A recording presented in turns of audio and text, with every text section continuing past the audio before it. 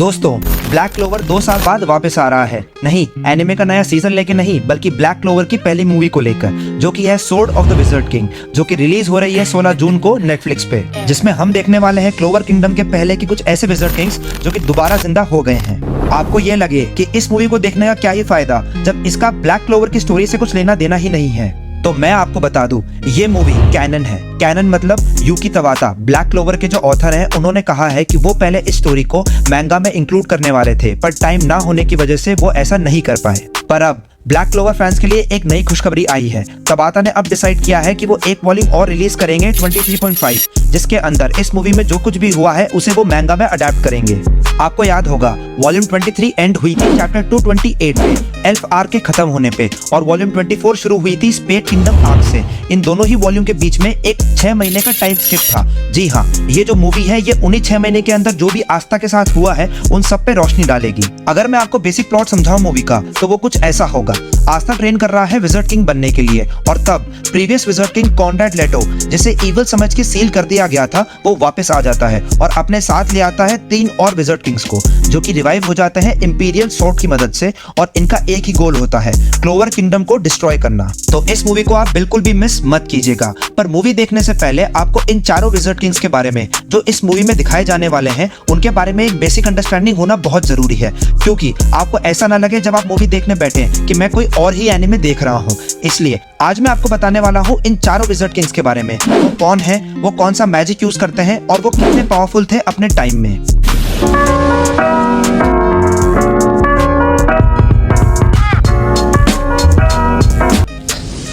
क्योंकि मैं एक जेंटलमैन हूं, तो लेडीज फर्स्ट। पहली विज़र्ड किंग जिसके बारे में हम बात करने वाले हैं वो है बग्स बनी की छोटी बहन प्रिंसिया फनी बनी, जो कि 11वीं विज़र्ड किंग रह चुकी हैं। जिसकी बायो में अगर आप गौर करेंगे तो लिखा है एक फॉर्मर विज़र्ड किंग, जो कि एक माइटी वॉरियर थी और उसकी fighting ability one of the best थी सारे विज़र्ड किंग्स में से, और उससे सारे ब्लैक क्लोवर किंगडम के लोग डरते थे।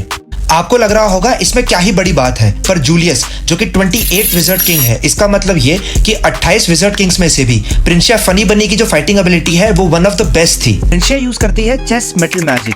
इसका मतलब ये कि वो चेस के सोल्जर्स बना सकती है मेटल का यूज करके, और फिर उन्हें वो बैटल में इस्तेमाल कर सकती है। ये पावर प्रिंसिया को काफी सूट भी करती है, क्योंकि अगर आप प्रिंसिया का पूरा लुक देखेंगे तो वो एक जनरल की तरह लगती है। और इस मूवी में प्रिंसिया को हम देख सकते हैं सामना करते हुए नोवेल, नोजेल और सिल्वा परिवार के अगेंस्ट, क्योंकि आपको याद होगा नोवेल की जो माँ थी उसके पास भी था मेटल मैजिक। अब आते हैं अगले मैजिक एम्परर पे, जो कि है एडवर्ड एवेलांच। एवेलांच आप कुछ भी प्रोनाउंस कर सकते हैं, मैं एवेलांच बोलूंगा।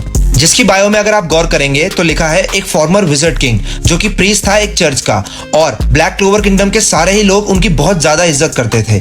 अब वो पहले से ही एक प्रीस्ट था या फिर विज़र्ड किंग बनने के बाद समझ में आया कि मोह माया में कुछ नहीं रखा, ये तो कोई नहीं बता सकता। पर जो चीज आपको बता सकता हूँ वो ये है कि इस मूवी के अंदर इसका मैजिक होने वाला है आइस या फिर स्नो मैजिक। अब बारी आ गई है बात करने की फिनरल और रिल के पूर्वज की, जो कि है जेस्टर ग्रैंड्रोस। मेरी एक लाइन अंग्रेजी की आई थी, मेरा पसीना आ जाता है। पसीना आ रहा है। जेस्टर जो कि 16th विज़र्ड किंग रह चुके हैं, अगर उनकी बायो में आप गौर करेंगे तो वहां लिखा है कि उन्हें लोगों को मजा आता था नीचा दिखाने में, और मोस्टली वो एक क्लाउन की तरह ही ऐड करते थे। पर उनका एक और साइड भी था जो कि कैलकुलेटिंग और स्ट्रैटेजिस्ट का था।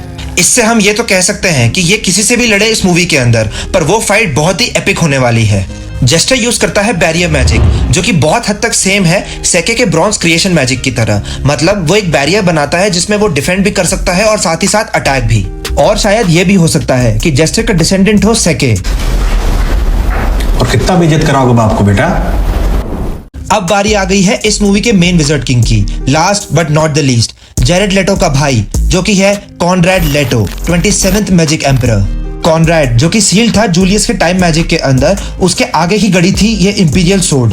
कॉनरैड की बायो में अगर आप गौर करेंगे तो लिखा है जूलियस का प्रेडेसेसर, जो कि बहुत ज्यादा रिस्पेक्टेड था ब्लैक क्लोवर किंगडम के अंदर, पर कुछ ऐसा होता है और वो किंगडम के अगेंस्ट रिबेल कर देता है।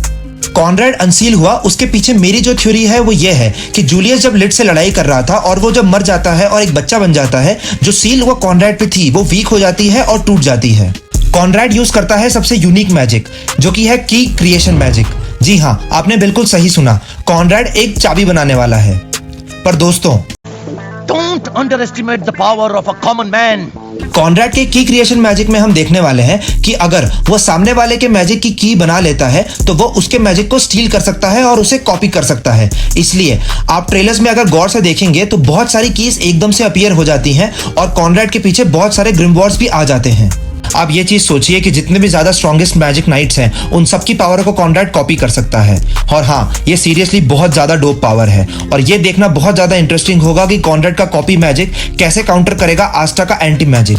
तो ये थे वो सभी विज़र्ड किंग्स जो कि हमें इस मूवी में दिखाई देने वाले हैं। आप मुझे कमेंट्स में बताएं कि आपको कौन सा विज़र्ड किंग सबसे ज्यादा अच्छा लगा और किसकी पावर आपको सबसे ज्यादा यूनिक लगी। अगर आपको और ब्लैक क्लोवर कंटेंट चाहिए तो करें चैनल को सब्सक्राइब। वीडियो अगर पसंद आई हो उसे लाइक करें और अगर आपको ब्लैक क्लोवर का कोई और वीडियो चाहिए तो मुझे कमेंट्स में जरूर बताएं।